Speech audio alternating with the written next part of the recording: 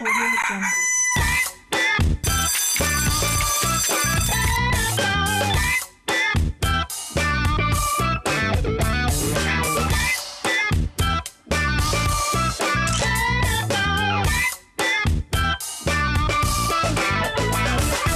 Mercredi 22 mai 2018, nous revoilà pour un autre moment inédit. C'est toujours un réel plaisir pour nous de vous savoir là, toujours fidèle à ce rendez-vous. Bonjour, vous êtes à Matin Bonheur. Je suis Nessie Ndri et Marcelin Govoy est là. Oui, Marcelin Govoy est là. Nessie est tellement contente d'être en votre compagnie qu'elle dit 22 mai. Oui, c'est le 23 mai. Ah, c'est le 23? Eh oui, c'est le 23 mai. Ça fait 1000 francs dans la cagnotte pour chaque erreur. Voilà, parce qu'on a comme ça un jeu. Quand on fait une petite erreur, chacun donne 1000 francs. Et à ce jour, si on vous dit les cagnottes de chacun, vous allez halluciner. En tout cas, encore nous, ce matin, avec vous, mesdames et messieurs. Merci d'être en notre compagnie pour ce troisième rendez-vous de la semaine. Mercredi 23 mai 2018, Marseille nous appelle.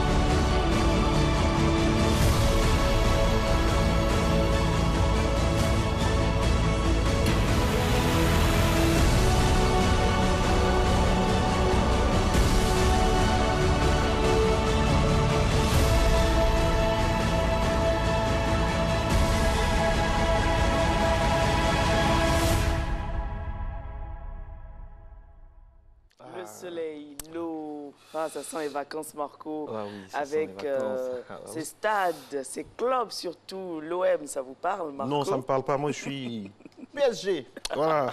Mais bon, Marseille, c'est joli. Il y a la Bonne c'est Mer, très il y a la Cité de la Castellane, le Mistral, ces quartiers, ces endroits délicieux, magnifiques, la bouillabaisse. Vraiment, on passe de bons moments à Marseille quand même. Et surtout, ce qui fait la particularité de Marseille, Marco, c'est l'accent des Marseillais. L'accent, oui. Ah bah ouais. Du pain, on ne dit pas du pain. Hein. À Marseille, on dit du pan. Du pain. Je veux du pan. Du pain. On salue tous les Ivoiriens parce qu'il y en a. Hein. Bah, tous beaucoup. les Ivoiriens qui sont du côté de Marseille. Petit Bocolo qui nous suit depuis Marseille. Voilà. On le salue. Voilà. Il va se reconnaître. Il va se reconnaître et c'est sûr qu'en ce moment, Petit Bocolo va courir, se mettre en tenue de gym, Marco, faire un petit tour en salle de gym. Un petit tour du stade Vélodrome. C'est la gym maintenant, mesdames et messieurs, à Matin Bonheur. Réalisation Christelle Akoussa. La gym, c'est parti.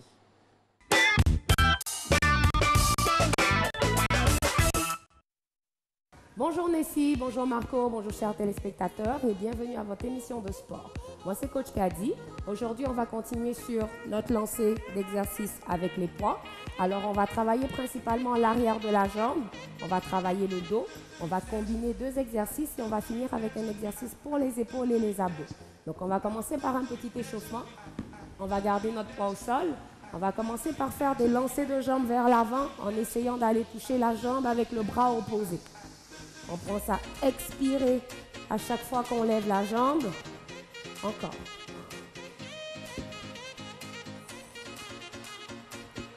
Encore. Une dernière de chaque. Excellent, parfait. Vous allez garder les bras ici. On va tourner sur le côté. Et on revient. On essaye d'aller chercher le plus loin possible. Et on revient. Encore. Tourne. On revient. Encore. On change. On y va. On expire. On revient. On tourne. Une dernière de chaque côté. On essaye de tirer sur nos doigts. Une dernière. Excellent. On va repartir. Jambes vers l'avant. Hop. On lève.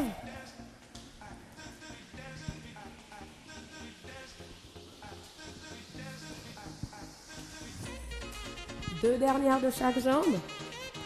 Une dernière. Excellent. On va garder les jambes écartées. On va descendre pour aller toucher nos orteils en gardant les genoux un tout petit peu plus fléchis. On descend, on va toucher nos orteils et on remonte. Ah. On inspire en descendant, touche aux orteils et on remonte. Super important, on refuse d'avoir le dos rond. Donc on veut toujours regarder droit devant nous et on remonte. Encore. Imaginez que vous voulez pousser les fesses vers l'arrière et on revient. Encore deux autres fois, on descend. On revient. Une petite dernière, on descend. Et on revient. Excellent. Alors, vous allez prendre votre poids. Aujourd'hui, ça serait bien, si vous n'avez pas d'haltère chez vous, d'essayer d'aller récupérer soit une bouteille d'eau, parce qu'on va travailler à une main.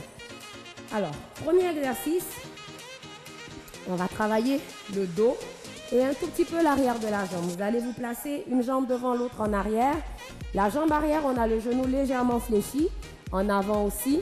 Le mouvement va consister à pousser le bassin vers l'arrière et à tirer le poids au niveau de la hanche et on ramène. On va rester dans cette position. Alors, on descend, on pousse le bassin vers l'arrière. Vous devez sentir tirer en arrière de la jambe, celle qui est devant. On tire le poids, on sort la poitrine. 1 et on ramène. Encore. 2 et on ramène. Vous ne devez pas avoir mal dans le bas du dos. Si vous avez mal dans le bas du dos, je vous invite à remonter un tout petit peu, à aller moins bas. Et on tire. Parfait. Encore. On expire. Hop. On y va pour 5. Encore et 6. Deux dernières, 7. On expire en tirant. Et une petite dernière, 8. Et on revient, on remonte et on change de côté. Même principe, le poids toujours dans la main opposée à la jambe qui est en avant. On descend, on pousse le bassin vers l'arrière, on garde le dos droit et on tire. Hop. Et on ramène. En tirant, on essaye d'exagérer en sortant la poitrine. On veut sentir travailler dans le milieu du dos. On expire, on tire. 3 et on ramène. On y va pour 4. Si vous avez mal dans le bas du dos, c'est peut-être parce que vous avez le dos rond. Alors essayez de creuser le dos et de sortir les fesses. Encore. Il nous en reste 2. Expire, on tire. Une petite dernière. Expire, on tire. Et on revient. Excellent. On récupère un tout petit peu. Alors, prochain exercice, on va aller travailler abdos et les épaules. Je vais me mettre de profil encore une fois que vous voyez. Vous allez garder les jambes larges, les genoux fléchis, les bras devant. On va lever les bras à la hauteur de la poitrine et on va tourner comme un volant de voiture. Et on ramène. Super important. On veut garder les épaules en bas. On tourne et on revient. On refuse de monter. Vous ne voulez pas vous retrouver en train de faire ça. Descendez les épaules et on tourne. 1, 2 et on revient. Encore 3 autres. On expire. Tourne. Et on ramène. Encore. On lève, on expire. Tourne. Et on ramène. Une petite dernière. On lève. Tourne. Et on revient.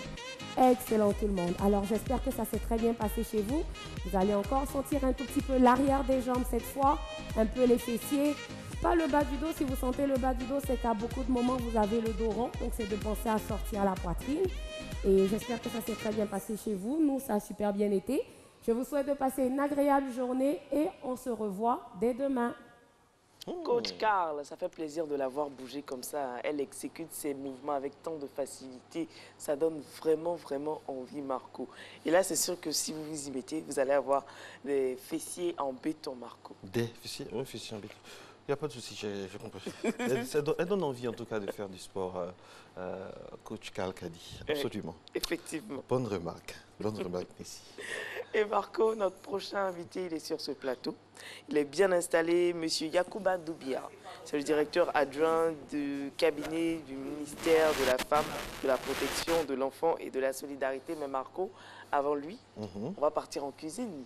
Bah oui, on va manger quand même, Bah voir oui. un peu ce qu'on a dans la besace culinaire hein, de Matin Bonheur. Ça s'appelle le petit-déj, c'est parti.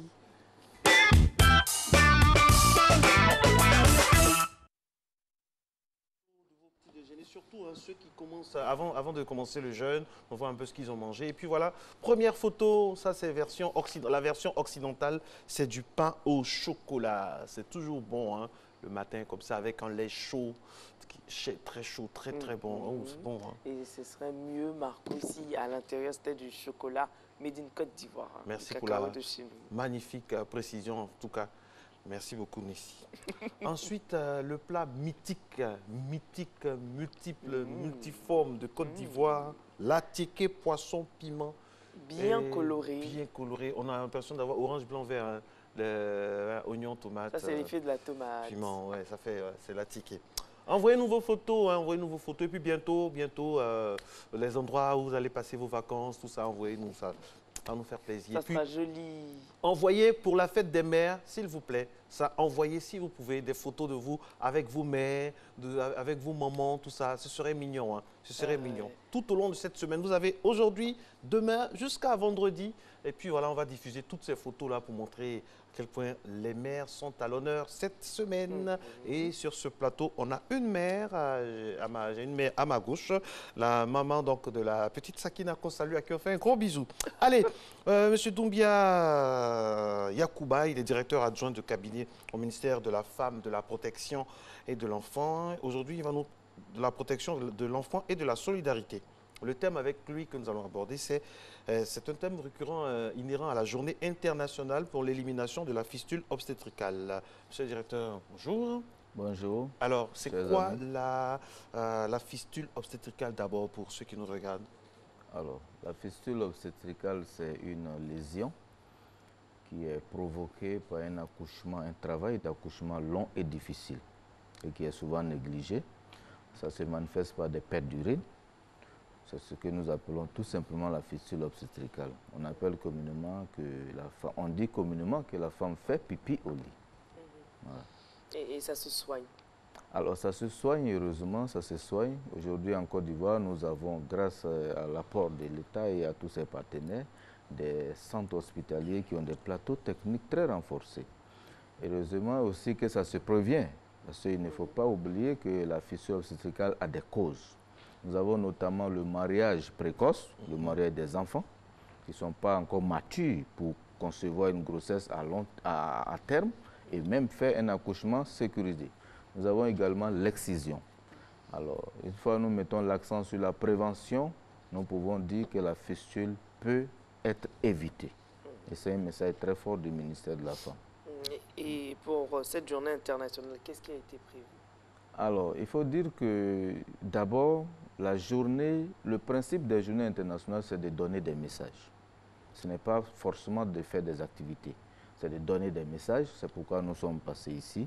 Il est important de dire merci à toute l'équipe de la RTI parce que vous nous avez toujours ouvert vos portes durant toutes ces journées. Nous passons ici habituellement, même si c'est très tôt le matin, mais c'est important de donner des messages forts. Aujourd'hui, nous donnons un premier message. La fistule obstétricale peut être évitée.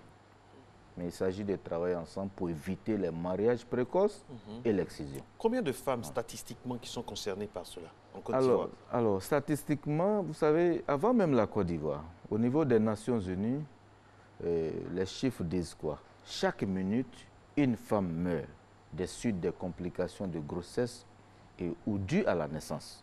Et pour chaque femme qui meurt, il y a 20 à 30 femmes qui survivent avec des complications aiguës ou chroniques, dont la fistule obstétricale.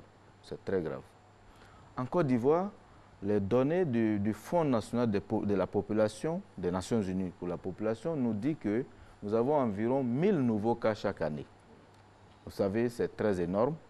Et nous avons aujourd'hui en Côte d'Ivoire, depuis 2007, on a pu opérer plus de 15 000 femmes. Et nous sommes en train de lutter pour prévenir. Vous savez, la prévention est plus facile que les soins. Donc les statistiques sont vraiment effrayantes. Les opérations ne laissent pas de séquelles?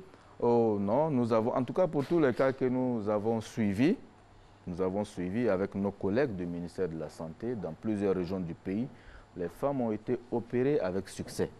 Et il n'y a pas eu vraiment d'échec à ce niveau-là. Et la prise en charge, elle est gratuite? Alors la prise en charge, je voudrais saluer de façon solennelle nos partenaires.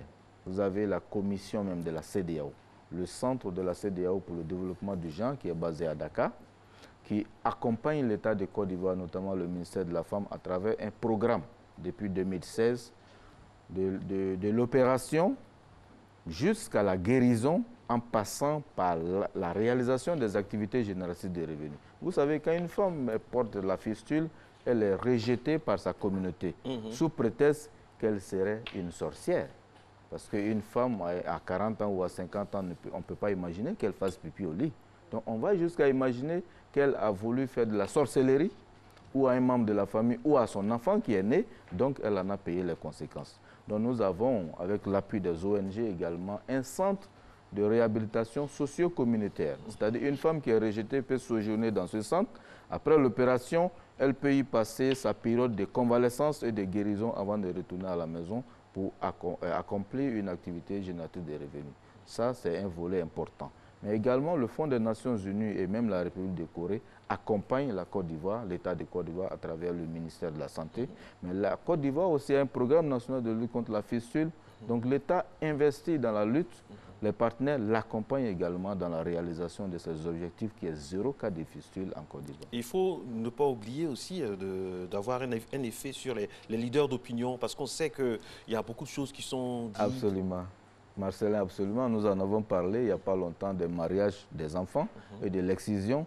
Et nous nous appuyons beaucoup sur les ONG et les leaders communautaires et les chefs religieux, vraiment qui ne font aucune difficulté au regard des conséquences que nous leur présentons. Nous sommes accompagnés par tout le monde. Et Madame la ministre tient vraiment à remercier toute la communauté nationale, mais surtout à sonner la mobilisation totale et la vigilance. Et cela est très important dans la lutte contre ces phénomènes qui sont beaucoup cachés. Vous savez, la fistule n'est pas une maladie visible, c'est caché. Donc il y a des caravanes qui se font à ce niveau-là. Quel est le message? Quelle est la quintessence du message de Madame la ministre ce jour? Alors, Madame la ministre nous a instruit de donner un message fort. La fistule obstétricale est une maladie cachée. La fistule obstétricale est une maladie qui fait souffrir beaucoup de femmes dans la cachette. Alors, ensemble, donnons-nous la main, qu'on soit de l'État, qu'on soit de la société civile, des partenaires nationaux, donnons-nous la main pour bouter la fistule obstétricale hors de nos communautés. Elle peut être évitée, elle n'est pas une fatalité. Et en Côte d'Ivoire, quelle est la zone la plus touchée? Alors la zone la plus touchée, il faut dire les zones les plus dominées par l'excision. L'ouest, le nord-ouest, le centre-nord, l'est. Toutes les zones où l'excision domine, la fistule obstétricale domine également, mais de forme cachée. J'insiste sur la forme cachée de la maladie. On ne l'a pas évoqué, mais c'est l'une des raisons aussi. C'est la raison principale, mais également les mariages précoces. Voilà, les mariages précoces.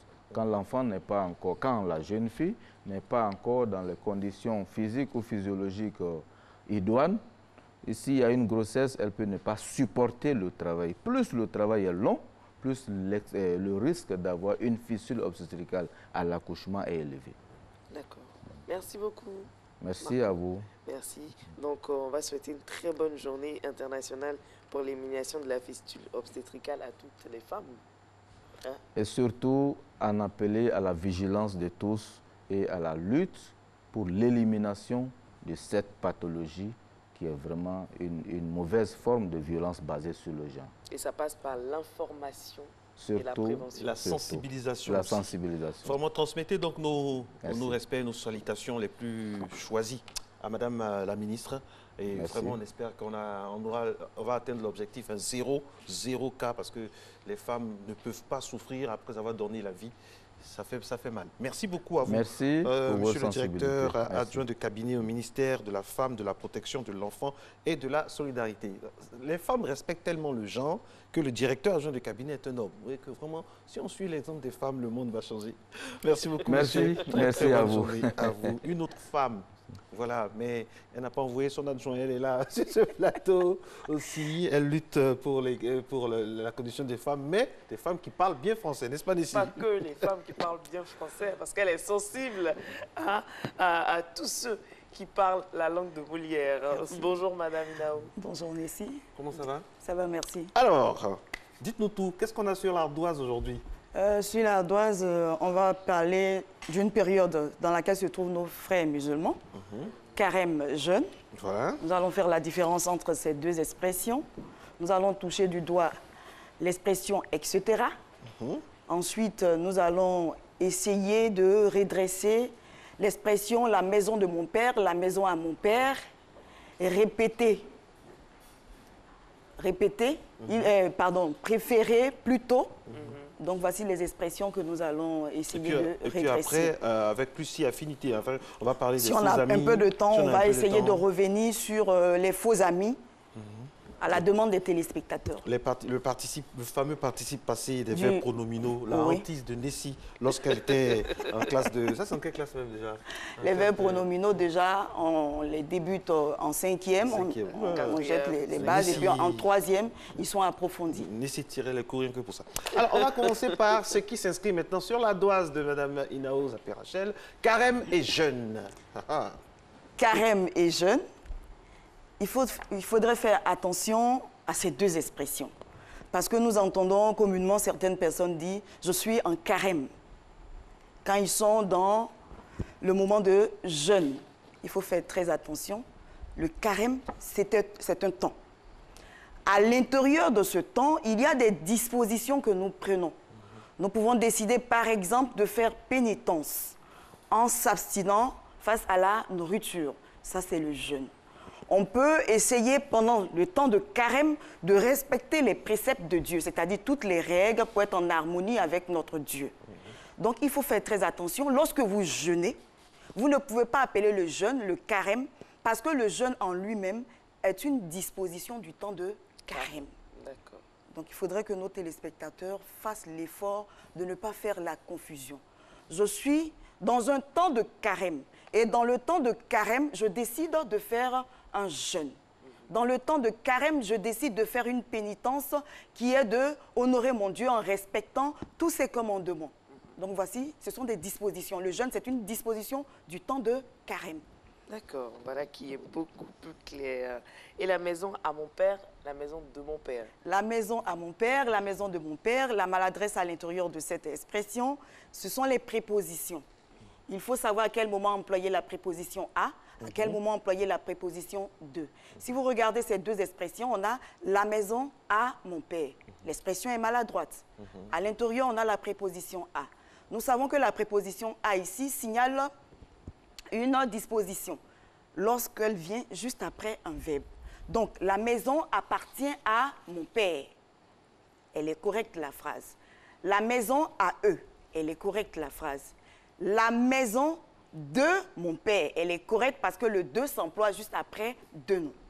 Donc, après deux noms, employer la préposition à, comme dans la toute première expression, cela est déplacé. Ce n'est pas correct. Donc, désormais, il faudrait faire l'effort, lorsqu'on doit employer la préposition à ou de, pour pouvoir exprimer l'appartenance. Quand il s'agit, par exemple, comme on l'a pris dans la phrase, la maison appartient à mon père, la phrase est correcte. la maison de mon père. On a la maison qui est un nom, on a mon père qui est un nom. Donc, les deux éléments montrent l'appartenance à partir de la préposition de. Et on peut avoir un exemple avec la préposition à. Avec la préposition à, Oui. Pour marquer véritablement la différence. pour marquer la différence entre l'emploi de de et de Et à. de à. Bien, nous avons ce studio est loué, non, ce studio est à ma sœur. D'accord. Et si vous voulez employer deux noms, le studio de ma sœur. Voilà qui est beaucoup plus clair. Alors, nous allons aller maintenant avec l'expression etc. 3 points de suspension. Bien. Et etc. simple, sec, comme on dit. Je suis ravie d'ailleurs d'entendre Marco me dire, etc., 3 points de suspension. Il entre dans le vif du sujet. Oui. Non, je lis ça tel que c'est écrit. Oh. Oui, oui, tel que c'est écrit, mais attention, là encore, il y a une erreur dans la prononciation. Non, non, j'ai fait Oui, ça. etc., là, on voit les 3 points sur notre tableau. 3 points de suspension, attention, lorsqu'on le dit, ça nous fera 9 points. Ah, d'accord. Donc, 3 points de suspension sous-entend 3 fois 3. D'accord. Nous avons des points de suspension. D'accord. Et etc., Ah oui, des points de suspension. voilà, etc., normalement, lorsque vous construisez une phrase et que vous marquez etc., vous n'avez plus besoin de marquer les points de suspension.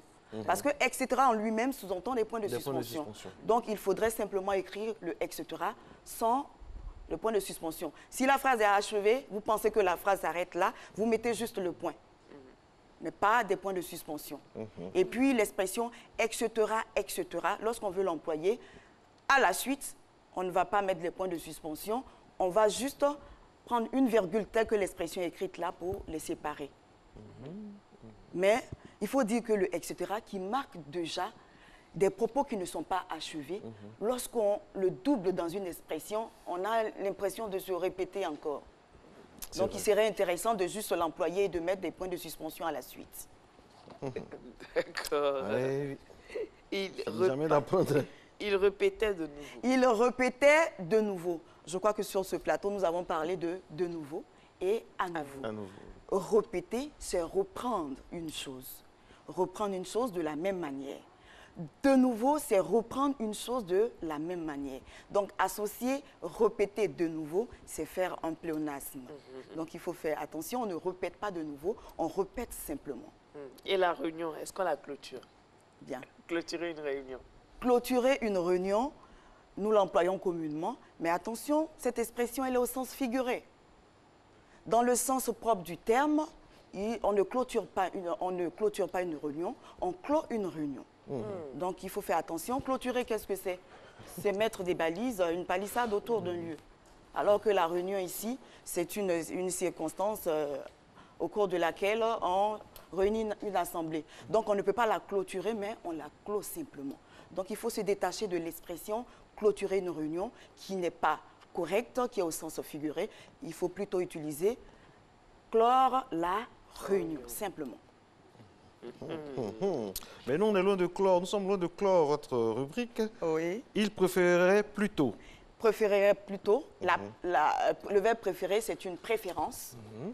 Plutôt, qui sous-entend aussi la préférence. Donc, les associés ici seraient faire encore un pléonasme. Mais attention, lorsque le plutôt est accompagné de que, on n'est plus dans le pléonasme. Il préfère plutôt que sa mère vienne. Là, ce n'est pas un pléonasme. Mais quand le plutôt est employé seul avec préféré, en ce moment, nous sommes dans un pléonasme. Soit dit en passant, la dernière fois, effacez le tableau. Hein. J'ai eu beaucoup d'appels. Hein. Ah bon? Effacez le tableau. Oui. Effacez tout simplement. Hein. Que disaient nos téléspectateurs? Ah non, ils disent que effacer le tableau pour ça, ça allait de soi. Ah, Je dis, mais avec Mme Inaou Zaperaché, il y a beaucoup de choses qui vont de soi, mais qui ne vont pas du tout. Alors, on va finir avec les faux amis. Les faux amis, on n'aura pas le temps de faire les verbes pronominaux. Si, attendez, je suis gentil aujourd'hui avec Lissi, on est gentil. Il nous reste 2 minutes. Bien, on va donc y aller avec les faux 30 amis. secondes. Les Ah, faux 30 amis. secondes. Je crois qu'on revient sur les faux amis. Nos téléspectateurs l'ont demandé. Les faux amis, comme on l'a dit la dernière fois, sont des mots qui sont employés avec des déterminants qui ne sont pas leurs déterminants. Donc, à la place d'un 1, on va mettre une, alors que normalement, le mot est employé avec un. La dernière fois, nous sommes revenus un peu plus sur les mots masculins. Aujourd'hui, nous allons toucher du doigt quelques mots féminins. Quand je prends par exemple obsèques, fiançailles. Touche du bois. Oui, on touche du bois vraiment. Obsèques, fiançailles. Obsèques, fiançailles, représailles, repousailles, pardon, funérailles. Ces expressions-là. Je vais prendre par exemple funérailles, qui sont des mots généralement qu'on emploie au pluriel. Marc ou Nessie, quand on parle de funérailles, quel est l'article qui doit accompagner funérailles? La peur. Oh, non. L'article. Une Funéraille. Une funéraille. Oui, Quand même. une funéraille, mais ce sont des mots qui sont pluriels. Une funéraille. Oui, mais avant d'être pluriels, ils sont féminins. D'accord. J'ai trouvé. Donc obsèque, ce n'est pas un obsèque, c'est obsèque. une obsèque. Une obsèque. Une funéraille. Ensuite, une obsèque. repousailles, c'est une repousaille. Fiançailles, ce n'est pas un fiançailles, c'est C'est une une fiançaille. fiançaille. Une Mais ces fiançaille. mots, il faut le retenir, sont toujours employés au pluriel. Pourquoi? Pourquoi, Et justement? puis, c'est ce que la langue française Parce nous que ça se demande. fait en plusieurs étapes. Voilà. Ouais, oui. Peut-être en C'est plusieurs étapes, je ne sais pas. La je sais pas comment. fiançaille de Meghan et Harry. Vous voyez qu'au niveau de la sonorité... Ça fait bizarre. Voilà. Mais c'est quoi la fiançaille? La fiançaille. La fiançaille, c'est Au singulier. C'est au singulier, c'est ça, c'est au ça fait singulier, mais vous voyez que la sonorité n'est pas bonne. Oui, la fiançaille. Voilà, donc ils sont encore bons à la prononciation lorsqu'ils sont au pluriel. D'accord. Fiançaille. Et puis à côté de ces mots, on a aussi le mot atmosphère, qui est un mot qui s'emploie au Au féminin. féminin. 20 secondes, oui. Atmosphère, c'est une atmosphère et non un atmosphère. atmosphère. D'accord. Merci beaucoup. 6h26 minutes, bientôt 30 secondes. Vous restez dans le timing pile, donc. Indiqué par Christelle Akoussa qui réalise cette émission. Nous allons aller maintenant avec la météo, la pub, la météo et le JT avec Maïs Sako. C'est parti.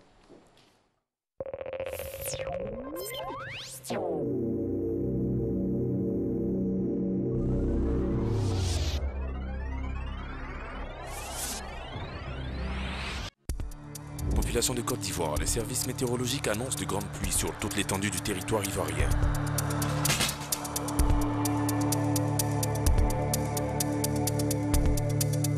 À cet effet, le ministère de l'Intérieur et de la Sécurité invite les populations à prendre toutes les dispositions pour libérer les bassins orageux, les canaux d'évacuation et toutes les zones à risque afin de préserver leur vie.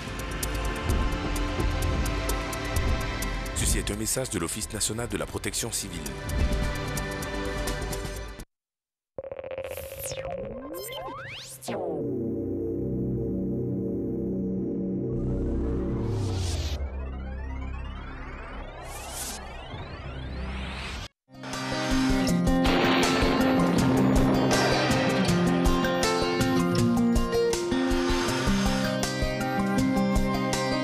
MTN, everywhere you go.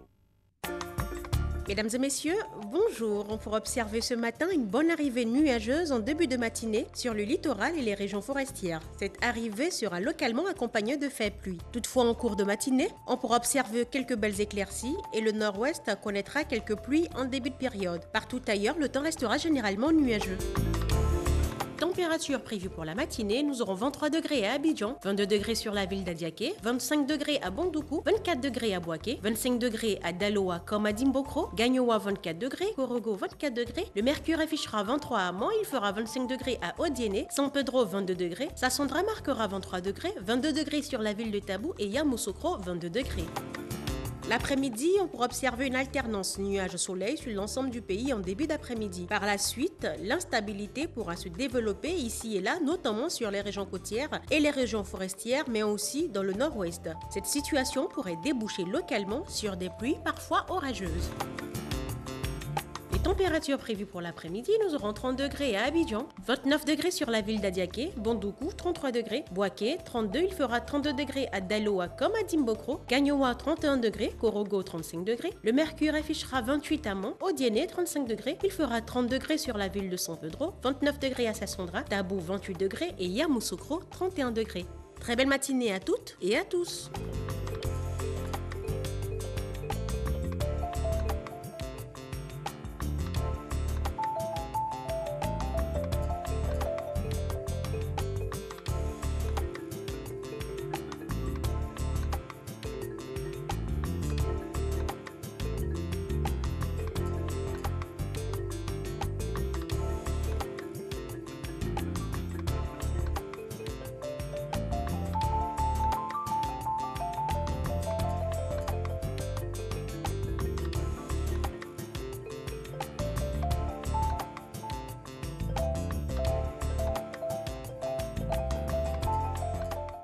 MTN, everywhere you go.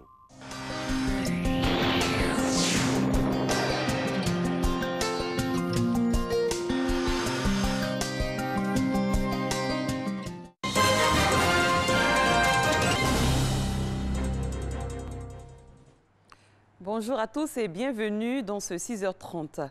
Le président de la République, Alassane Ouattara, s'est entretenu hier au palais présidentiel avec l'ambassadeur du Japon en Côte d'Ivoire. Le diplomate nippon, en fin de mission, est venu faire au chef de l'État le point sur la coopération ivoiro-japonaise. Awaturi. L'ambassadeur du Japon en Côte d'Ivoire, Hiroshi Kawamura, en fin de mission, est venu prendre congé du président de la République, Alassane Ouattara.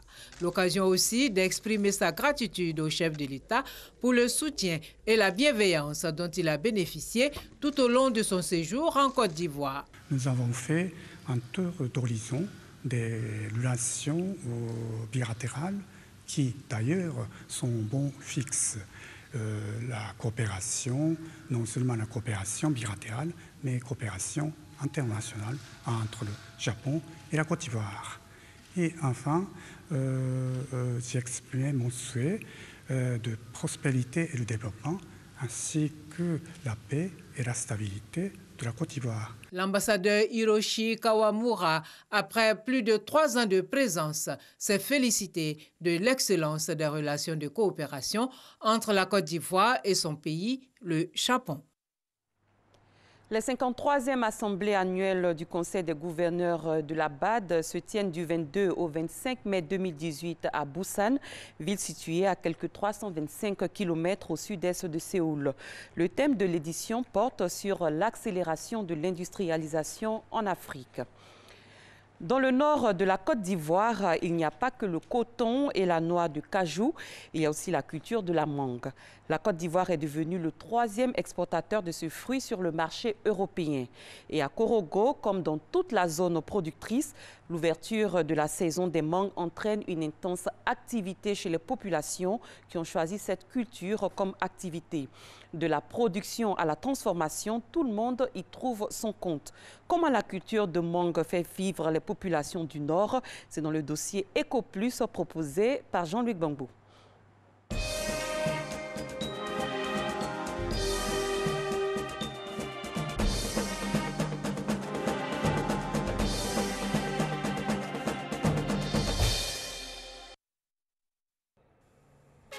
Des véhicules qui, à peine stationnés, sont pris d'assaut par des vendeuses de mangue. C'est ce spectacle qui s'offre à tous les voyageurs à l'entrée de Korogo. Comme Korogo, c'est toute la partie nord du pays qui vit au rythme de la mangue en ce mois de mai. Nous sommes à Wolo, 24 km de Korogo. Ici, c'est la gare des mangues. Ces cartons de mangue sous ce hangar s'apprêtent à prendre la direction d'Abidjan. Gaoussou Traoré est producteur et exportateur de mangue. C'est ici qu'il passe le clair de son temps pendant les 4 mois que dure la saison des mangues. C'est le tricycle qui envoie les mangues qui viennent des différents champs que nous réceptionnons ici. Et puis nous les mettons dans les cartons. Et puis bon, ensuite nous les attachons, puis on met dans les gros camions. Direction Abidjan. 2 fois par jour, nous pouvons faire 15 à 20 camions. Un camion peut prendre moins ça, 450 à 500 cartons. La production nationale est estimée aujourd'hui à près de 100 000 tonnes. Et la mangue est devenue le 3e fruit d'exportation après l'ananas et la banane. Avec 32 600 tonnes exportées en 2016, la Côte d'Ivoire s'est hissée au rang de 3e fournisseur de mangue du marché européen, après le Brésil, 100 000 tonnes, et le Pérou, 80 000 tonnes. Mais les autorités ivoiriennes veulent miser sur la transformation locale de la mangue. À Bundiali, cette unité de séchage de mangue fait partie des 3 unités installées dans le nord du pays. Un projet initié par le Fonds interprofessionnel pour la recherche et le conseil agricole, FIRCA. Ça, c'est la mangue séchée made in Côte d'Ivoire. Comme vous pouvez voir la coloration, c'est une belle coloration et un bon goût. Voilà. Et chaque fois que moi je vois ça, je dis, mais la mangue, c'est certainement l'or des demain. La mangue séchée, un produit à forte valeur ajoutée et qui s'exporte très bien sur les marchés étrangers. La totalité de la production de cette unité est destinée à l'exportation. Le marché local lui reste encore vierge. Les gens connaissent beaucoup la mangue fraîche, mais ils ne connaissent pas beaucoup la mangue séchée. Donc il faut faire un marketing, il faut faire une publicité Et il faut sensibiliser les gens aussi.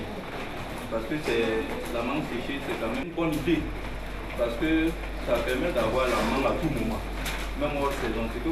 Ces mangues que vous voyez là peuvent faire facilement 2 ans dans les bonnes conditions de conservation. En Europe, le kilogramme de mangue séchée est vendu aux alentours de 22 €, soit 14 400 francs CFA. Au plan local, il se négocie entre 4 500 et 5 200 francs CFA. Pionnière de l'activité à Boundiali, la fruitière de la Bagoui emploie une 50aine de personnes, majoritairement des femmes, qui s'occupent du triage, de l'épluchage, de la découpe et de l'emballage. La présence des unités de production de mangue séchée est aussi une opportunité pour les producteurs pour écouler leur production. C'est le cas pour Ouma Koulibaly, propriétaire de 6 hectares de mangue à Boundiali. En dehors des unités de production de mangue séchée, Oumar fournit sa production aux exploitateurs, mais également aux particuliers. Les 3 fruits, ici au champ, nous les vendons à 50 francs. Nous souhaitons qu'à partir de maintenant que l'État, tel qu'ils ont fait avec l'anacarde et le café cacao, nous aide à planifier un prix et faire et respecter ce prix-là jusqu'au plus petit producteur. Et sans ce moment-là, nous, on peut dire que nous sommes déjà pris en compte par l'État. La filière mangue a été inscrite au plan national d'investissement agricole, PNIA. Avec l'appui du FIRCA, le gouvernement envisage de financer l'introduction de nouvelles variétés dans cette filière qui fait déjà vivre quelques 7000 personnes. En 2016, la mangue a rapporté 6,5 milliards de francs CFA à ses producteurs. De quoi se positionner définitivement comme une alternative crédible aux cultures traditionnelles du Nord ivoirien que sont le coton et l'anacarde. Après la mangue, on s'intéresse à la filière palmier à huile. Une trentaine de dirigeants d'organisations coopératives en formation sur 15 jours.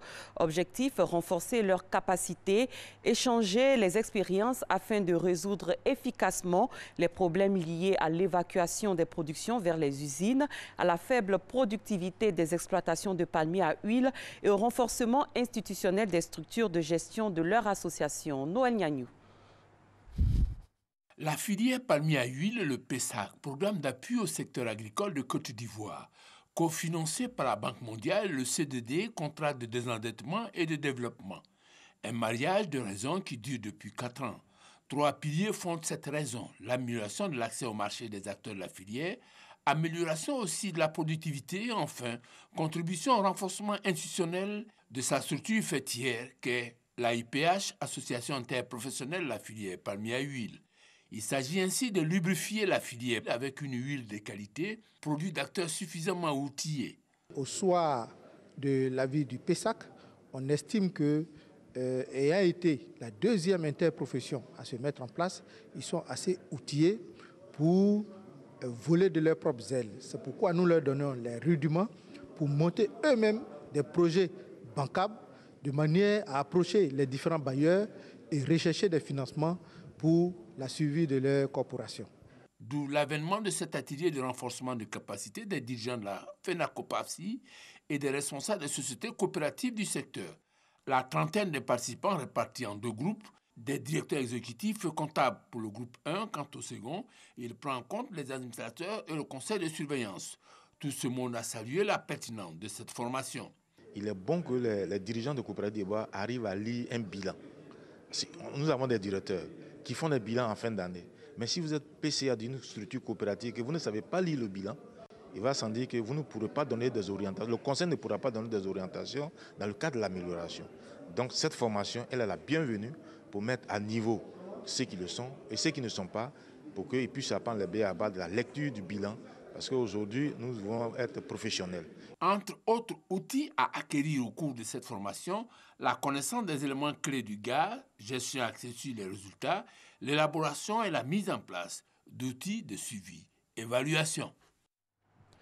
Les procédures de participation des agents de l'État aux séminaires de formation à l'étranger et aux conférences internationales sont longues et manuelles. Pour faciliter la tâche aux acteurs impliqués dans la gestion de ces missions, un système intégré de gestion des conférences et missions à l'étranger a été créé par la Société nationale de développement informatique. On en parle avec Justine Seydjiki. Une application pour la gestion rapide et efficace des conférences et missions à l'étranger. Elle vise à digitaliser toutes les procédures afférentes à la participation des agents de l'État aux séminaires de formation à l'étranger, aux conférences internationales. La digitalisation va permettre déjà un gain de temps énorme. La digitalisation va permettre d'améliorer la traçabilité des opérations. La digitalisation va aussi permettre de faciliter les conditions de mise en mission des fonctionnaires et agents de l'État. L'ensemble de ces opérations va permettre de régler ces questions de retard, de mieux maîtriser les délais, de mieux rendre effectif le principe de redevabilité parce qu'on aura des bases de données sur les conférences et émissions et in fine de mieux maîtriser les coûts. Les acteurs impliqués dans la gestion des conférences et émissions à l'étranger sont appelés à passer au peigne fin l'application pour y apporter des amendements si besoin est en vue de sa mise en œuvre dès juillet 2018. Rappelons que chaque année, l'État de Côte d'Ivoire consacre près de 4 milliards de francs CFA à la formation à l'étranger et à la participation aux conférences internationales de ses fonctionnaires et agents. À l'étranger, au Chili, 14 prêtres impliqués dans un scandale d'abus sexuels ont été suspendus après avoir été dénoncés par un paroissien. Ce nouveau scandale intervient après que les 34 évêques chiliens aient remis vendredi dernier à Rome leur démission au pape dans un contexte de scandale de pédophilie. Le géant de la littérature américaine, Philip Roth, est décédé dans la nuit d'hier à aujourd'hui à l'âge de 85 ans. Avec son œuvre pastorale américaine, il avait notamment remporté le prix Pulitzer de fiction en 1998. C'est la fin de ce 6h30. Merci de l'avoir suivi. Très bon début de journée à tous et à toutes. Merci beaucoup, Maï. Et puis, on aime bien le reportage. Voilà. La filière, c'était quoi déjà? La filière palmier à huile. Palmier à huile. Noël Gnagno, chapeau pour le reportage. Tu peux nous faire un petit rappel de ce que tu as entendu? Non, les mots choisis, il a parlé de lubrifier la filière et ça provoque le fou rire de Nessie sur le plateau. Je ne sais pas pourquoi, pourtant j'aime bien ces reportages. D'accord. C'est fouillé, quoi. D'accord. On salue le doyen Noël Gnagno Sakalou s'il nous suit. Et on lui souhaite un bon réveil ce matin. Et puis à vous aussi, très bonne journée. Merci Marcelin, très bonne journée à toi également, à Nessie. Et espérons que tout sera lubrifié au cours de cette émission. Ça sera lubrifié avec... Cédric Lombardo qui est là. Ça va glisser. Ça va glisser, justement. C'est cela. Vous voyez un peu l'esprit des gens du matin, voilà, c'est comme ça. Non mais ça va glisser. Oui, ah mais bah oui. Il faut glisser pour arriver tôt. Justement. On se fait un petit point route pour voir un peu si les voies sont dégagées, voilà. On y va? Bah ouais. Allez, le point route avec les principaux tronçons. Maintenant, on a le boulevard lagunaire, Nessie. C'est bien dégagé. C'est bien dégagé. Là, ça passe, ça glisse. Oui, Nessie, on a compris. Ça circule. Oui. Bah oui, les voitures Ensuite, circulent normalement. Nous avons... bah ouais. Ensuite, un autre tronçon. C'est Trècheville peut-être? Trècheville ou voilà, Trècheville. Trècheville, ça va aussi. Là-bas, c'est fluide, ça va, tout va bien. Tout va bien, tout va bien. Avec ces deux camions qui sont bien là. Et là, un très joli soleil surtout. Très joli soleil. J'adore on penche la tête pour regarder. Les images, oui. On penche la tête pour regarder, bah là, c'est bon. Les routes sont dégagées, mesdames et messieurs. Dégagées. C'est tout, mais on a Koumassi. On n'a pas Koumassi ces temps-ci, puis le De Gaulle. Hein. Qu'est-ce qui se passe? Nos caméras sont en bon état, j'espère. Le Latry également. Puis le Latry aussi, on n'a pas. Pourquoi? Parler comme quelqu'un, c'est dur à quoi? Oui, c'est dur à quoi? Merci, mesdames et messieurs. Ils sont fous, ces gens de la matinale. Merci d'être avec nous aujourd'hui. Comme tous les mercredis, nous parlons vraiment environnement avec Cédric Lombardo qui est sur ce plateau. Hier, mardi 22, c'était la journée internationale de la biodiversité. La biodiversité, vous le savez, c'est tout ce qui est vivant sur Terre, plantes, animaux, insectes, etc. Il est parfois difficile de se rendre compte de l'importance de la biodiversité dans notre vie. Alors, nous avons voulu vous en montrer un exemple ici. Effectivement, les agriculteurs sont parmi les premiers bénéficiaires de la biodiversité. Et lorsque les conditions de culture sont difficiles, le génie humain sait faire appel à la richesse de l'environnement pour venir à son secours. Aujourd'hui, nous avons souhaité vous parler de Zaï, une technique d'ingénierie écologique issue des traditions agricoles. Aussi, le thème de notre chronique, disons de la chronique écologie de ce jour, est le Zaï, agriculture durable et tradition. Jingle.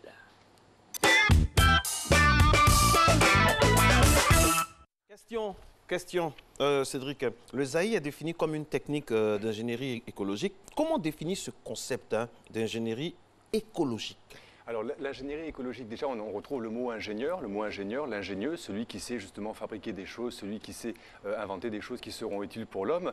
Et cette fois-ci, il le fera avec l'écologie, donc avec le monde du vivant.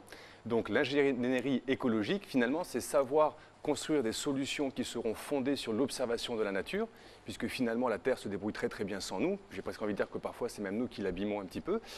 Et donc ils savent observer ce que la nature sait faire, ils reproduisent maintenant dans le monde qui les entoure ces actions de la nature, et avec ça ils parviennent à mettre en place des solutions utiles à la vie de l'homme sur Terre. Alors, c'est quoi le ZAI? Alors le ZAI, ça nous vient du nord de la Côte d'Ivoire et puis de la zone sahélienne. Et on a préparé un petit élément vidéo à vous commenter pour le raconter. C'est de l'ingénierie écologique qui utilise les termites. Donc on va d'abord parler du ZAI traditionnel. Absolument. Alors aussi ce qu'on va essayer de faire maintenant, c'est qu'à chaque fois on va vous montrer que nous arrivons par cette chronique à contribuer à des objectifs de développement durable. Donc ici, la chronique de ce matin va permettre de lutter contre la faim et d'apporter des solutions contre le changement climatique. Donc le ZAI en langue morée, c'est se lever tôt pour travailler la terre, et c'est une pratique ancestrale qui utilise les termites pour réparer justement les terres dégradées. On va la retrouver essentiellement dans la zone sahélienne et la zone subsaharienne. Et l'exemple que nous allons vous montrer aujourd'hui vient du Burkina Faso, ça s'applique aussi au Niger et au Mali.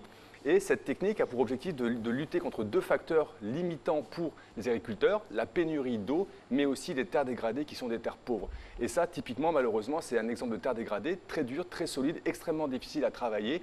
Mais ce que vont faire les personnes pour ça, c'est qu'ils vont fabriquer des pokés. Et quand ils vont fabriquer des pokés, faire des trous dans cette terre, ils vont aller mettre à l'intérieur des pokés, des petits trous. Ah, des pokés, je m'en Et ils vont mettre à l'intérieur de la matière organique. Et cette matière organique va attirer le seul animal capable de vivre. Le plus dur de tous, c'est le termite qui est ici l'ingénieur de la terre. Donc cette matière organique, c'est les éléments végétaux qu'ils auront mis dans la terre et qu'ils auront légèrement enfouis, vont attirer les termites. Les termites donc vont creuser des tunnels pour arriver jusqu'à cette matière organique, jusqu'à ces éléments végétaux. Ils vont les manger et vous vous rendez compte qu'au fur et à mesure qu'ils les mangent, ils vont arriver à les transformer en un fertilisant. Puisque non seulement ils les mangent, mais aussi ils vont déposer des bactéries qu'elles ont dans l'estomac, les termites, et qui vont justement améliorer la qualité des sols. Et ce qui va se passer, c'est que sur toute la surface du champ, à partir du nid des termites, vous allez voir qu'elles vont commencer à creuser un intense réseau de tunnels pour relier chacun des pokés et faire leur travail de fertilisant. Donc ici, il n'y a plus d'agriculture, il n'y a plus de fertilisant de synthèse, c'est le termite qui fait le travail. Et lorsque commence la saison des pluies, à ce moment-là, les femmes vont arriver, elles vont commencer à semer justement les petites graines de sorgho, de mil à l'intérieur des pokés. Et lorsque la pluie commence véritablement à bien se manifester, vous vous rendez compte qu'elle commence à rentrer à l'intérieur de ces tunnels. Donc on met parfois des petites pierres autour des pokés ou alors des petites pierres autour de la plantation pour justement améliorer la rétention en eau. Et puisque les graines qui ont été plantées ont une bonne terre bien fertilisée, ont un accès à l'eau, vous allez avoir de très très belles plantations. Donc ici, c'est un exemple que vous avez donc, de l'efficacité du ZAI, parce que vous voyez comment était la terre à l'origine, et vous vous rendez compte qu'avec les plantations qui sont mises en place, finalement, alors qu'on était sur une terre extrêmement dure, dégradée, on se retrouve dans un environnement très vert. Et le résultat de ça, c'est que cette technique permet d'augmenter la pénétration de l'eau dans le sol de 3 à 4 fois, mais le plus important, c'est qu'on assiste à une hausse de la production 4 à 5 fois supérieure. Et ce qui est intéressant aussi dans ce projet, c'est que ces travaux en fait reflètent un travail de recherche scientifique, Biota West, qui a été lancé entre la coopération allemande et des chercheurs ivoiriens, dont le docteur Souleymane Konaté. Et c'est un petit peu ce que nous avons voulu restituer ce matin avec le ZAI, agriculture durable et tradition. Oui, Saïd a fait de ZAI, de poké, tout ça, c'est très intéressant. Alors ici, on a vu, Cédric, l'importance des termites pour restaurer les sols. Est-ce qu'il y a d'autres animaux importants dans le sol ? Absolument, parce que si vous regardez bien finalement comment est-ce que fonctionne une forêt, vous allez vous rendre compte que bien sûr dans la forêt, personne ne rentre à l'intérieur, personne n'est en train de l'arroser pour qu'elle arrive à pousser, et pourtant elle est magnifique cette forêt. Donc il y a toute une vie à l'intérieur qui arrive à transformer certains éléments et à enrichir les sols. Parce que l'Afrique, c'est quand même pratiquement le plus vieux continent de notre planète. Mais malheureusement, nous avons aussi un des sols qui sont les sols les moins riches de la planète. Donc, on essaie de regarder quelles sont les stratégies mises en place par les animaux pour enrichir le sol. Et quelque chose que les agriculteurs connaissent très très bien, c'est le ver de terre. Le ver de terre, en fait, lui, qu'est-ce qu'il va faire? Il va aller manger les éléments organiques, la matière végétale qui est en bas dans le sol, et il va arriver à remonter, en mangeant ça, à remonter chacun de ces éléments minéraux à la surface pour enrichir les sols. Et ce faisant, toujours la même stratégie, il creuse des tunnels, qui augmentent l'irrigation, qui permettent d'aérer les sols et donc qui vont améliorer la fertilité de nos sols. Et on entend souvent parler de permaculture aussi, hein, parmi les techniques d'agriculture durable. Est-ce que le Zaï fait partie de la permaculture? Absolument, puisque la permaculture, c'est une stratégie de culture permanente. Et donc justement, ce qu'on essayait de faire, donc ça se passait en Australie dans les années 70, un scientifique qui s'appelait Bill Mollison s'est dit, mais finalement, on est en train de se lancer dans une révolution verte à base d'engrais chimiques, de pesticides chimiques, etc. Et pourtant, on voit bien que la nature se débrouille très bien sans nous.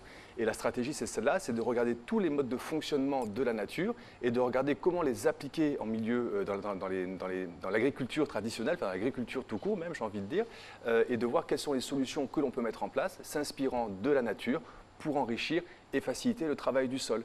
Et ce qui est très intéressant dans l'agriculture, de la permaculture, pardon, c'est que finalement on va faire un gros effort physique, comme là il faut creuser, faire tout s'époquer dans une terre qui est extrêmement dure, on va travailler une fois, mais quand on aura fait ce travail, quelqu'un d'autre va venir travailler derrière vous, la biodiversité, c'est-à-dire le ver de terre, le termite, qui vont justement continuer à faire le travail du sol, pendant que l'homme, lui, s'occupera d'autres activités humaines.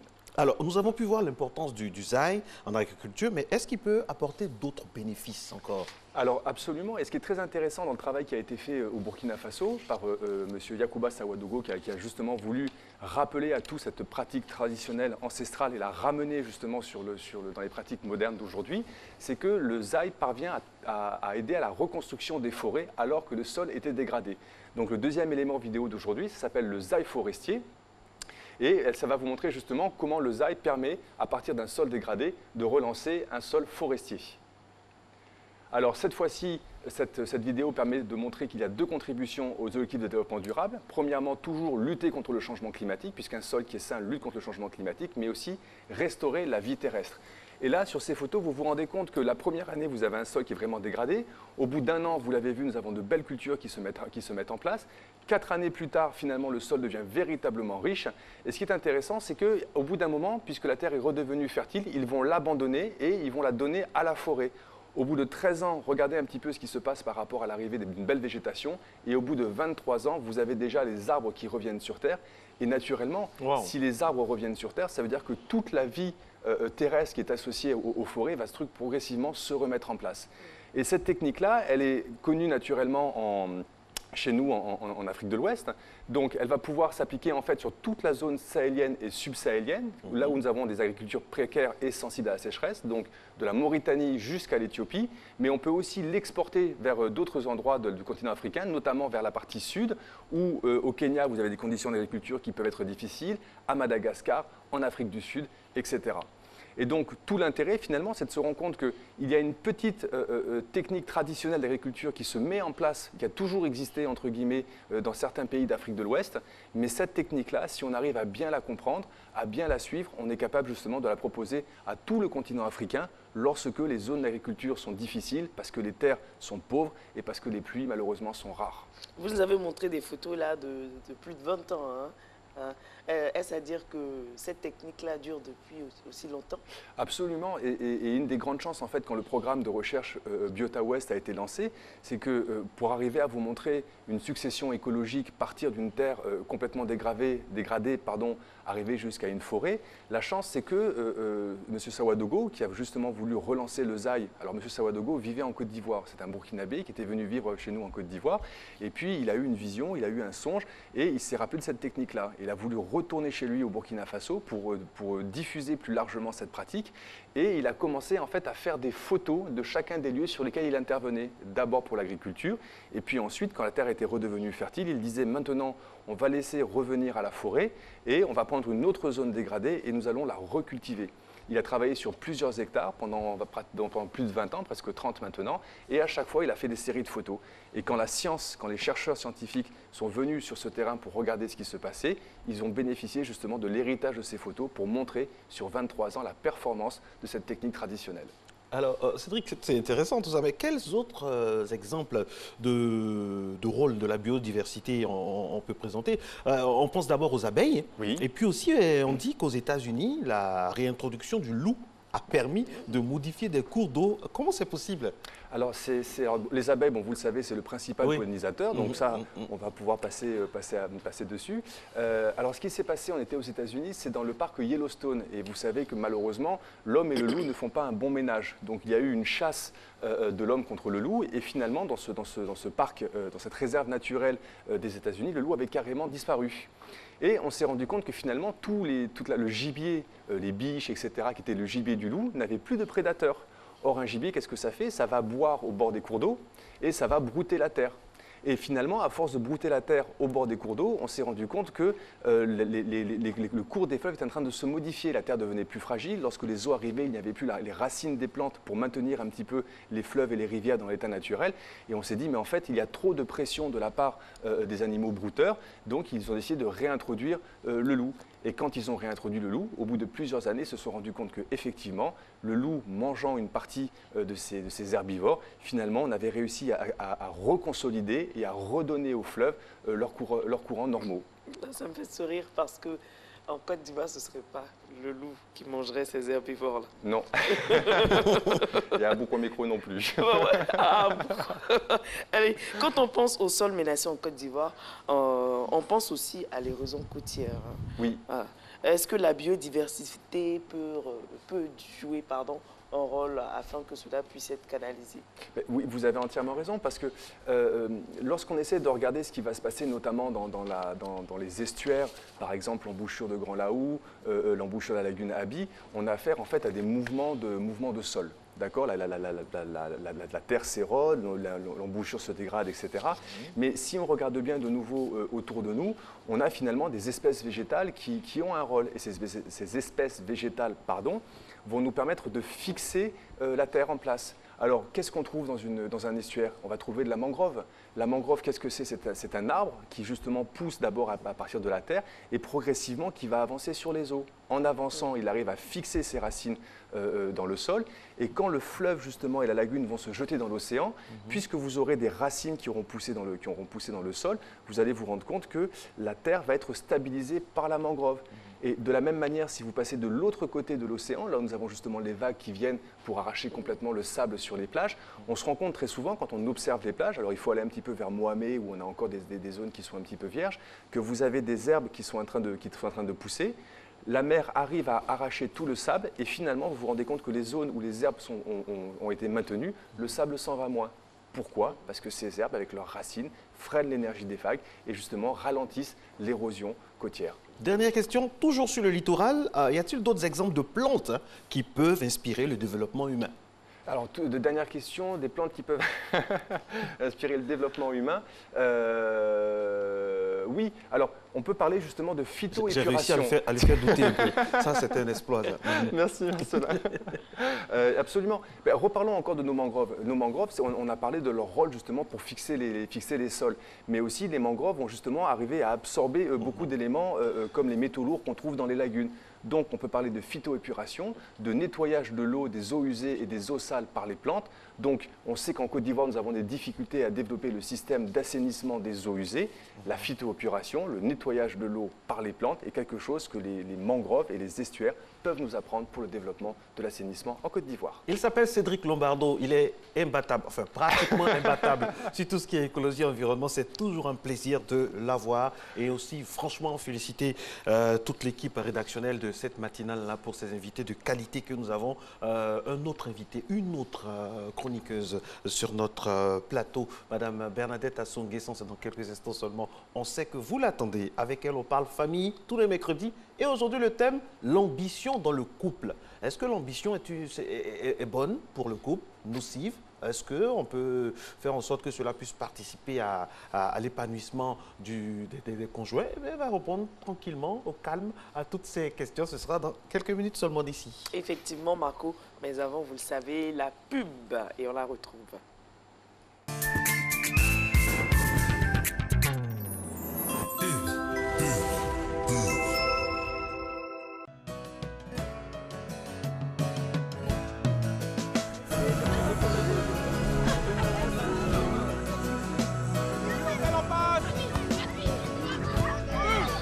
Chaque jour, ce sont quelques milliers de kilomètres parcourus pour vous apporter une eau pure et légère, indispensable à une bonne santé.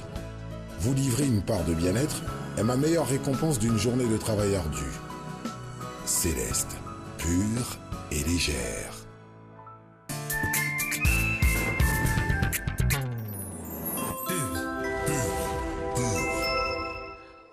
Retour sur le plateau. Mais si on vous a attrapé. J'ai pas eu le temps de cacher C'est-à-dire, ma en fait, bouteille. on vous explique, hein, ici c'est la famille, on dit tout. Elle s'apprêtait à prendre une bonne gorgée et la pub est finie. Donc c'est comme ça, on est un peu gêné. Mais bon, non, les téléspectateurs vont comprendre. Buvez, buvez. Pendant ce temps, je parle. Voilà, mesdames et messieurs, nous sommes en compagnie de Madame Bernadette Assonguessan. Buvez vite, Nessie. Aujourd'hui, on va parler famille. Pour être plus sérieux, on va parler d'ambition. Avant la thématique, l'ambition, ça tue le couple ou pas? Non. Non? Non. Ça peut servir d'adrénaline pour booster les choses? Oui. Ça dépend de... Normalement, ça devrait être. Ça dépend de beaucoup de choses, hein, beaucoup d'éléments. Et c'est là que vous allez intervenir tout à l'heure, mais juste après cet élément. C'est parti.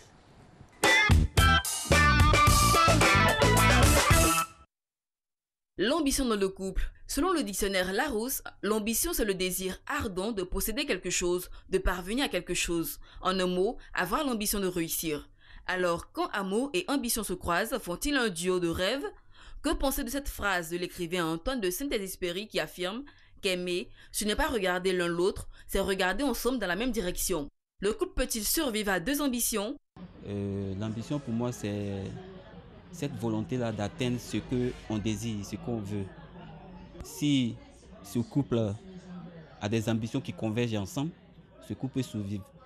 Mais dans un cas où la dame, par exemple, a une ambition différente de celle du mari, c'est tout à fait normal que le couple va voler en éclats. Quand on parle de couple même, d'abord, il faut un sacrifice de part et d'autre. Donc, pour préserver ce couple-là, il faudrait que l'un d'entre eux essaie de comprendre toujours l'autre. Dans un couple, si les deux personnes sont ambitieuses, je ne pense pas que ce couple peut tenir. Ça sera une rivalité. Or qu'une rivalité dans un couple, ça n'emmène pas vraiment le bonheur. L'un des deux partenaires peut se sacrifier dans la mesure où s'il décide que son couple est plus important que son ambition, il peut. Mais s'il juge que son ambition est plus importante que son couple, là, c'est pas possible. Un couple ne peut pas suivre à deux ambitions différentes. Non, pas possible. Parce que ça va toujours créer quelque chose de... C'est comme un feu qu'on allume à la maison. Vous voyez, ça ne peut pas marcher. Si la différence d'ambition au sein du couple est très forte, cela peut créer des tensions qu'il n'est toujours pas facile de faire disparaître, d'où le sacrifice à faire. L'ambition et le mariage font bon ménage lorsque le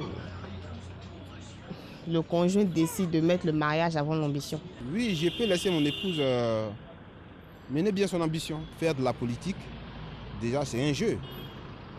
Alors, il n'y a pas de mal à ce que madame soit de l'autre côté ou que monsieur soit de l'autre côté. Les deux sexes ne sont pas la même chose, mais on réussit à cohabiter. Ça veut dire qu'on peut avoir des ambitions différentes et les gérer. Mon humble avis, je crois que l'un des conjoints peut se sacrifier pour l'ambition de l'autre. Faire des sacrifices voudrait aussi dire que supprimer certains avantages que nous avons tout naturellement au profit de l'autre pour pouvoir espérer vivre dans une certaine symbiose. Je crois que je peux laisser mon épouse amener à bien son ambition et me mettre en retrait, me rétracter un peu. L'ambition n'est donc pas un obstacle en soi à l'épanouissement d'un couple, mais il peut être un terrain d'affrontement lorsque ces derniers s'opposent en réalité sur des sujets de fond. La solution, parvenir à un dialogue franc et ouvert avec son ou sa conjointe. Élément très intéressant Oui. différentes réponses. Très suivi dans ce studio, j'imagine chez vous aussi. Bah oui. Avec la rédactrice en chef elle-même devant le grand écran du studio. Oui, et Marco, vous n'avez pas remarqué, hein, depuis le début du jeûne, elle est rayonnante, Madame Kadi Fadiga. Oui, même si on n'a pas encore bénéficié de la bouillie. Alors, Madame, bonjour. Dites-nous, c'est quoi l'ambition? Parce qu'il faut recadrer les choses. C'est quoi avoir de l'ambition dans le couple? Attends. Alors, il y a deux questions en même temps. L'ambition est une chose, et puis avoir de l'ambition est une autre chose. Alors, l'orientation... Globalement, comment dire globalement?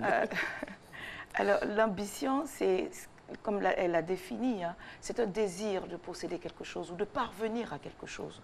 ou de construire quelque chose. L'ambition peut se définir comme, en termes de synonymes, comme un but, comme un objectif à atteindre, comme quelque chose à réaliser. Mais l'ambition voudrait dire que dans la mesure où il s'agit de réaliser quelque chose, cela va sans dire qu'il faut s'entourer de précautions, il faut s'entourer de moyens. Et c'est là où la difficulté peut survenir. Si on n'a pas les bons moyens, si on n'utilise pas la bonne méthode, l'ambition peut devenir quelque chose de désagréable et de très destructeur. Et avoir l'ambition. Avoir l'ambition, donc, c'est cet élan de construire l'objectif ou le but et de l'atteindre véritablement. C'est avoir de l'ambition, se fixer des objectifs. Hein. Le fait de donc, vouloir parvenir à quelque chose. La chose à laquelle on parvient est l'ambition, et le but, l'objectif, mais avoir cette envie donc de parvenir à atteindre cet objectif ou à acquérir cette chose qu'on recherche. Et cela est positif ou négatif? Ah non, toute chose, tout désir de construction est positif. Il n'y a aucune vie qui peut se construire sans ambition. Quand les parents vous mettent à l'école, il y a une ambition derrière. Quand on cherche un travail, il y a une ambition derrière. La réalisation de l'être humain, c'est au travers les différentes ambitions qu'elle réalise. Donc, l'ambition est constructeur. L'ambition permet d'avancer, de s'épanouir et de se construire durablement. Alors, est-ce qu'un couple, on va mettre les pieds dans le plat, est-ce qu'un couple composé de deux personnes très ambitieuses, par exemple, on a d'un côté, je prends un exemple, d'un côté, un juge d'instruction qui veut devenir procureur, je ne sais pas, dit ça comme ça, et de l'autre côté, on a quelqu'un qui fait de la politique. Est-ce que on peut survivre, est-ce que le couple peut survivre à deux ambitions très très fortes et très marquées?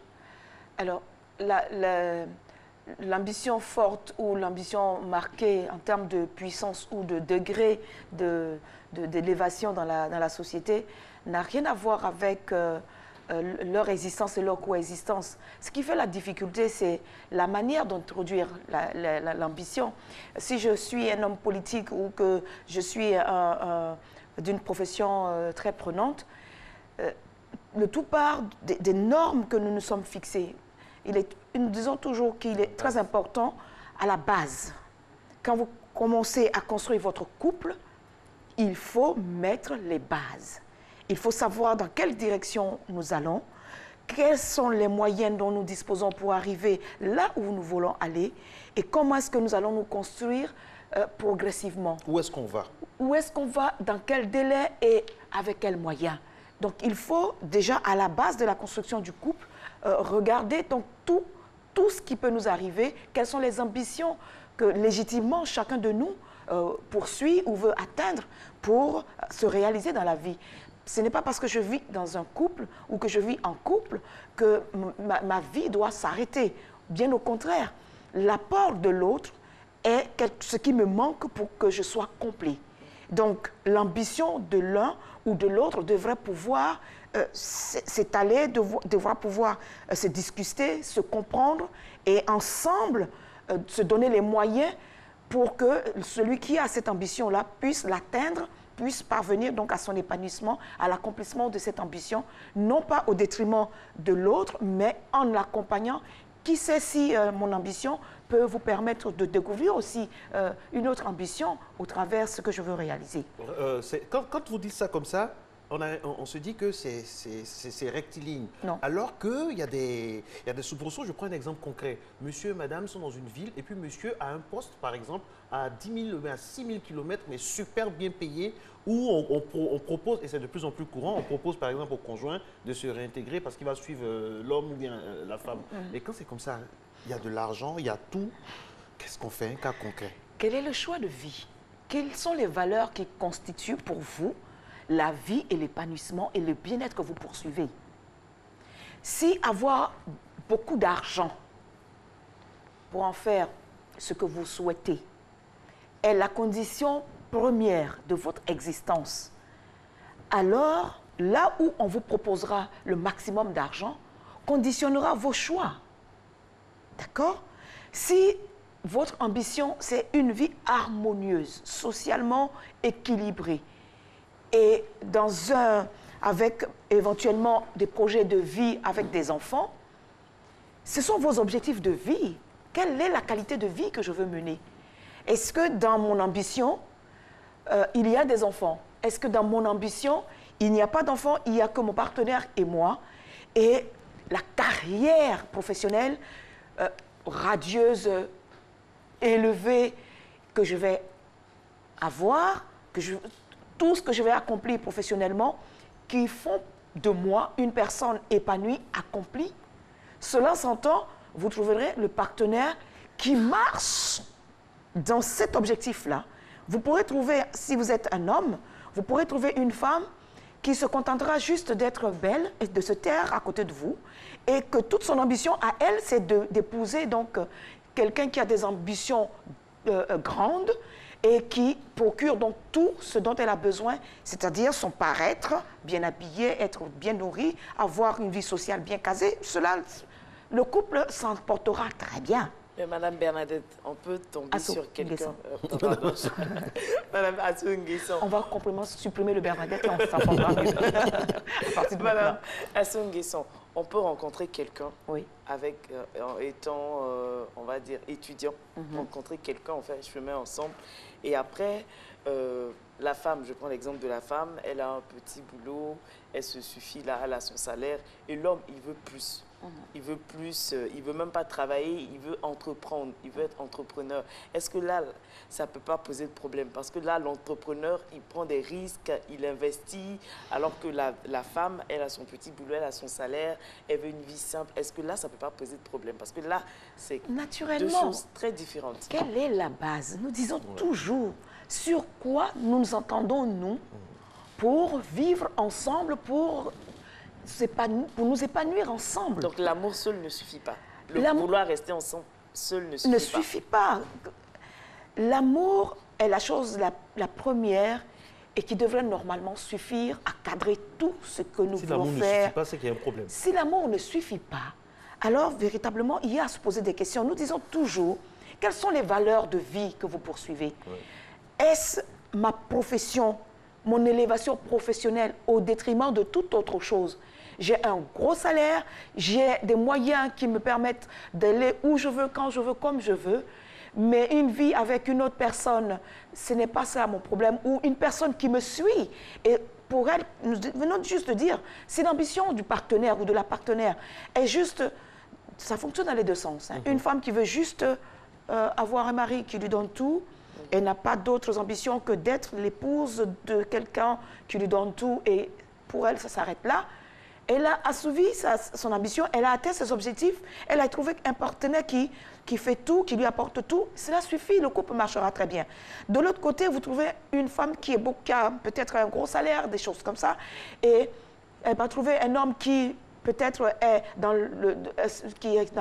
l'assurance, qui veut être juste assuré, avoir la sécurité donc professionnelle, d'être un gentil fonctionnaire et avoir juste le salaire, la femme apportant tout ce qu'elle voudra. Et pour que le couple marche, cela peut marcher, effectivement.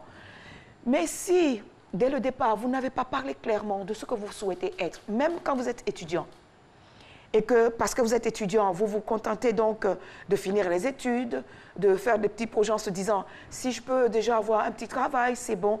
Une fois entré dans le travail, on commence à avoir des ambitions ou des choses qui n'ont pas été dans ce que nous avons toujours dit et ce que nous avons toujours préparé. À ce moment-là, les difficultés vont venir, les conflits vont naître.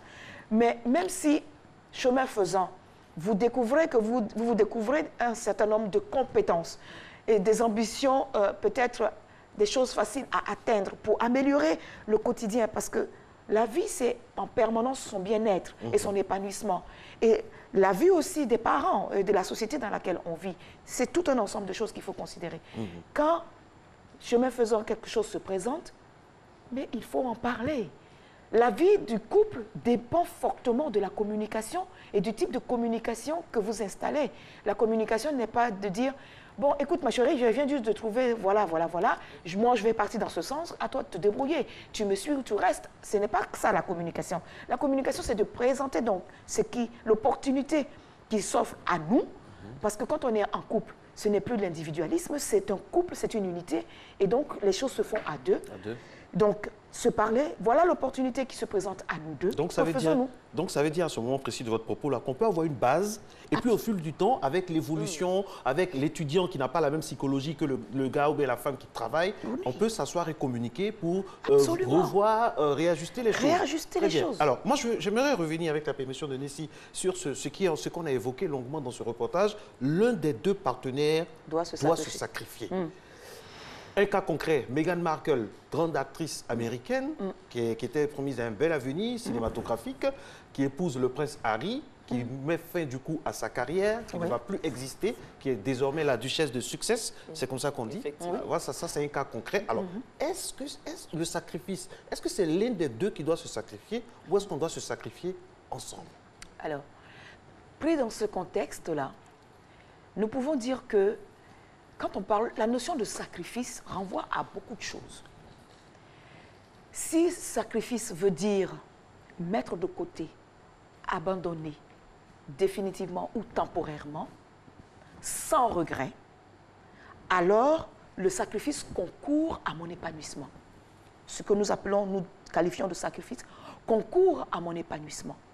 En faisant le choix de laisser tomber, de mettre de côté ou d'abandonner définitivement quelque chose, une carrière ou un objectif, cela voudrait dire que en compensation de cela, j'ai quelque chose d'autre qui compense parfaitement ou peut-être au mieux ce que je laisse tomber.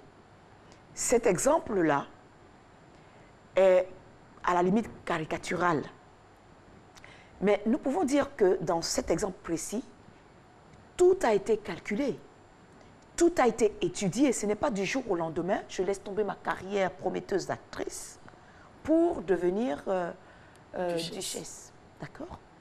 Il y a tous les avantages dont on parle, il y a tout ce dont j'aurais besoin pour mon épanouissement personnel dont on parle. On se met d'accord sur un certain nombre de choses qui font que, en laissant tomber cette carrière d'actrice, d'abord qu'il y a des inconvénients et des avantages, qu'est-ce que je laisse tomber, qu'est-ce que je perds et qu'est-ce que je gagne en retour?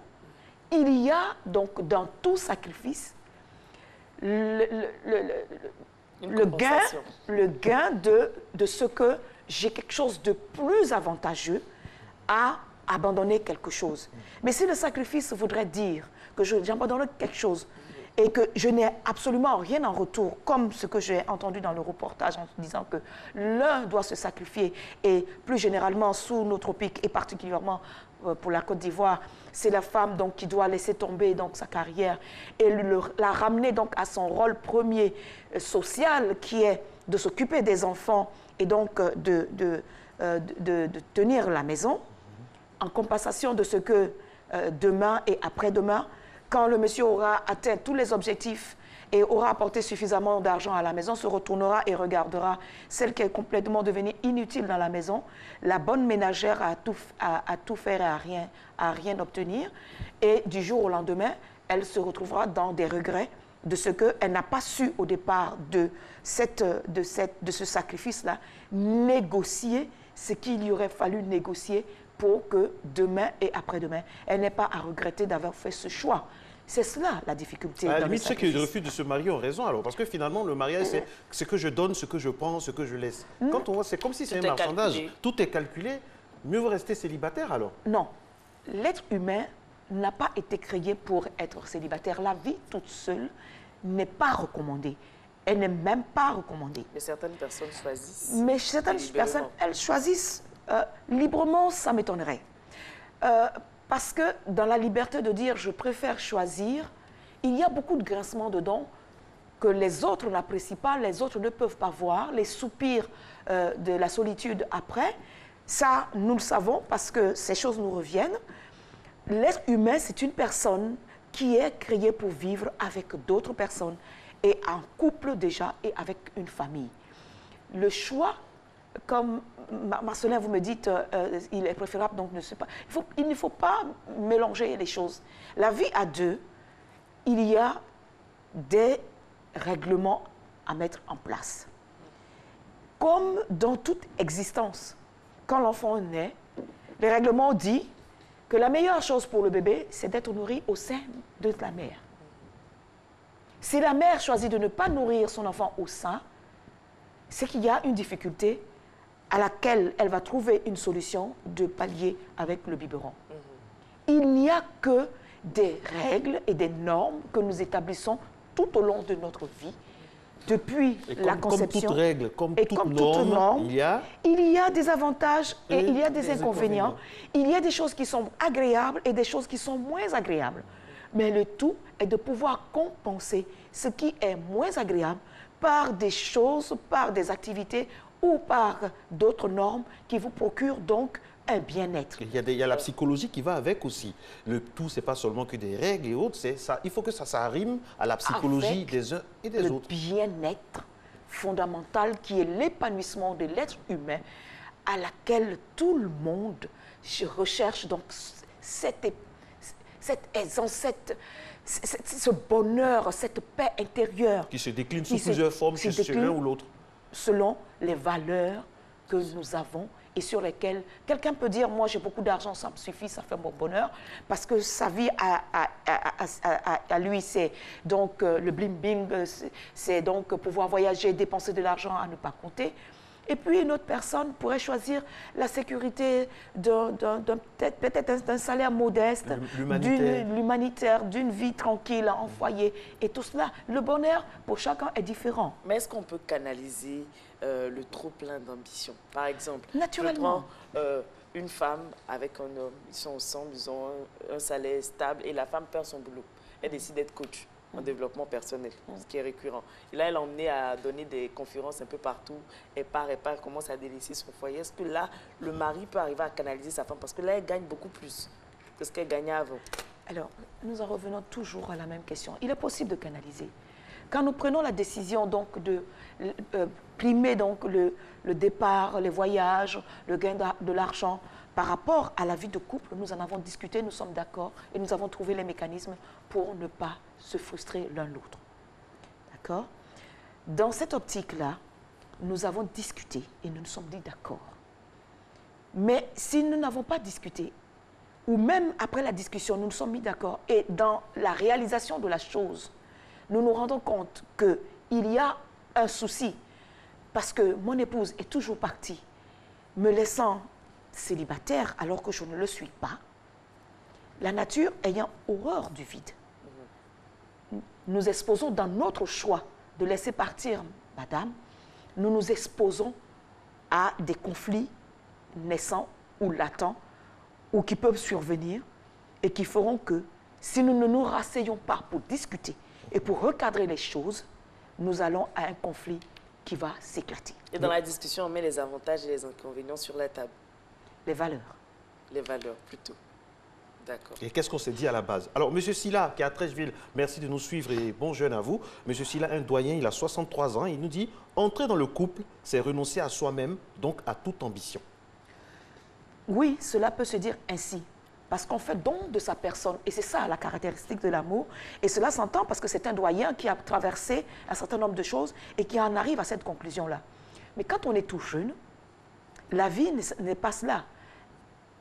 On est amoureux et très vite, l'étape de la passion passe et on se met des ambitions pour se réaliser. Pour se réaliser, pour le jeune, c'est donc avoir les moyens matériels suffisants pour se construire une maison, parce que ce sont les normes sociales de la réussite auxquelles il faut obéir, dans lesquelles il faut entrer. Donc, avoir des moyens suffisants pour se construire une maison, pour avoir une carrière, pour avoir une belle femme, pour avoir des enfants qui réussissent à l'école. C'est cela, l'ambition de tout jeune qui entre en comptant naturellement sur l'amour. Mais quand on a parcouru, on se dit effectivement, au détriment de l'amour, je ne pourrais sacrifier rien au détriment de l'amour que j'ai pour cette partenaire. Alors, ensemble, nous avons des ambitions. Ce sont des ambitions communes pour le couple. Et ensemble, nous décidons de faire cette étape-là. Ensuite, une autre étape. Et c'est cela ce que M. Silla veut dire. Alors, il y a des phrases en Afrique, là je vous rejoins aussi, c'est la femme qui suit l'homme. Il y a des phrases toutes faites. Et puis dans ce qu'on dit, il y a l'entourage aussi. Il y a l'entourage, il y a la belle famille. Ah, vous avez une belle carrière devant vous, vous n'allez pas faire ça, voilà. C'est ça, il faut prendre en compte ça aussi. On a beau avoir une base, on a beau se construire, on a beau se dire dans notre chambre d'université que quand on va être là, voilà ce qu'on va faire, mais il ne faut pas oublier l'environnement, c'est très important. Oui, l'être humain, nous disons tantôt, il ne peut vivre seul. Il est dans un environnement. Et dans cet environnement, a des valeurs. Nous parlons tantôt de se construire ensemble, avoir des objectifs et des ambitions communes et avancer étape par étape, sans laisser l'autre en arrière et dire que oui, l'homme doit faire ceci, mais toi, attends là. Si vous laissez votre partenaire attendre là et que vous avancez, à un moment donné, vous êtes tellement loin que vous ne l'apercevez même pas. Vous ne voyez plus.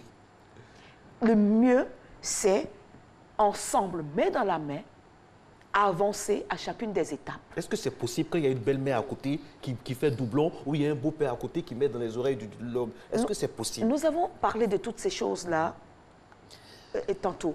Mais nous disons ce qui est important, c'est le bien-être de votre couple et le bien-être de la vie et du modèle de vie que vous voulez montrer et que vous voulez vivre vous-même. Alors, si vous laissez interférer la belle-mère, vous savez, l'environnement du couple ivoirien, d'abord, l'Africain de façon générale et l'Ivoirien en particulier n'aiment pas le couple. La notion de couple n'existe pas dans notre tradition. C'est deux personnes, mais entourées de toute la famille. On va les surveiller.